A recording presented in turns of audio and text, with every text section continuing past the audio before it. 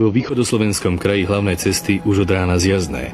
Vietor ustal a pracovníci zimnej údržby mohli odpratávať aj 6-metrové snehové kopce v okrese Trebišov, kde bola azda najhoršia situácia v republike. Bez oddychu pracovali od minulého pondelka na rôznych mechanizmoch Milan Pipiak, Ján Bereš, Michal Kohút a ďalší. Aj oni majú svoj podiel na tom, že z 301 obcí, ktoré boli ešte dnes ráno odrezané od centier, sprístupnili do tejto chvíle takmer všetky. Pri odstraňovaní kalamity pomáhalo v kraji 1500 ľudí a 1200 mechanizmov. Aj v krajskom sídle sa situácia zlepšila. Všetky mestské komunikácie sú už zjazné.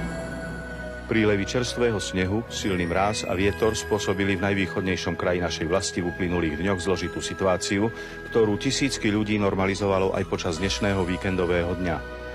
Takto usilovne sa pracovalo vo všetkých mestách a obciach kraja. V Prešove najväčšia ťarcha prác spočívala na pracovníkoch technických služieb, ale do odpratávania snehu sa zapojili aj občania. Napríklad občiansky výbor číslo 10 na sídlisku 3 zorganizoval vyše 100 brigádnikov.